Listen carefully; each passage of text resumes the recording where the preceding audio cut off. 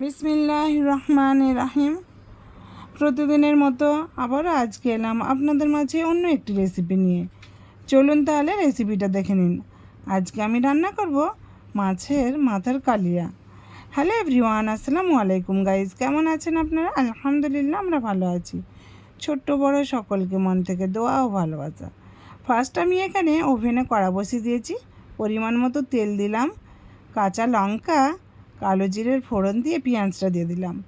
দেখতেই পাচ্ছেন পেঁয়াজটা ব্রাউন কালার হয়ে গেছে। এরপর আমি আদা রসুন, কাঁচা লঙ্কা আর পেঁয়াজ আর একটা টমেটো পেস্ট করে নিয়েছিলাম, যে পেস্ট দিয়ে দিলাম। ভালোভাবে পেস্টটাও আমি ভালোভাবে একটু নাড়াচাড়া করে ভাজা ভাজা মতো করে নিলাম। এরপর আমি মশলা দিয়ে দিলাম। মশলা নর্মাল মশলা যা দেওয়া হয় প্রতিদিন, হলুদ, লঙ্কা, ধনে, জিরে গুঁড়ো তো দিয়ে মশলাটা দিয়ে এখন আমি ভালোভাবে কষিয়ে নেব যতক্ষণ না উপর থেকে তেল ছেড়ে আসছে। দেখতে পাচ্ছেন তেল ওপর থেকে ছেড়ে দিয়েছে। এইবার আমি একটা টমেটোকে কুচিয়ে নিয়েছি, ওটা দিয়ে দিলাম। ওটা দিয়ে জাস্ট 2-4 বার নাড়াচাড়া করে নেব। দেখুন কষানো হয়ে গেল ভালোভাবে। দেওয়ার পরে আমি পরিমাণ মতো পানি দিয়ে আবার আমি ভালোভাবে গ্রেভিটা ভালোভাবে নাড়াচাড়া করে নেব। তো ভিডিওটা ভালো লাগলে লাইক, কমেন্ট, শেয়ার করে পাশে থাকবেন। আর হ্যাঁ, সাবস্ক্রাইব করতে একদম ভুলবেন না। দেখুন মশলাটা প্রায় রেডি। এরপর আমি পরিমাণ মতো আরও খানিকটা পানি দিয়ে দেবো।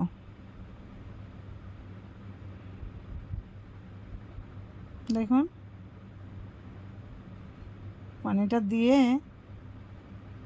আমি একটা মিডিয়াম ঝোল মতো রাখবো, যেহেতু মরবে ঝোলটা, মাখো মাখো হবে। এরপর আমি ঢাকনা দিয়ে ঢেকে দেবো যতক্ষণ না এই ঝোলটা ফুটছে।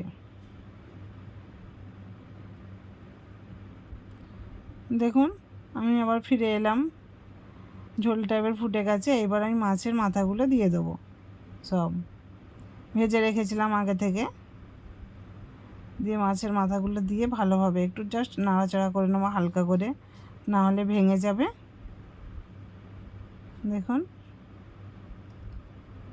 জাস্ট ভালো করে নাড়াচাড়া করে নিয়ে আমি সব মাছের মাথাগুলো ভালোভাবে আমি ঝোলের সঙ্গে আমি ভালোভাবে মিক্স করে দেবো, ডুবিয়ে দেবো। এরপর আমি ঢাকনা দিয়ে ঢেকে দেবো। আগে ভালোভাবে ইয়ে করে নিই।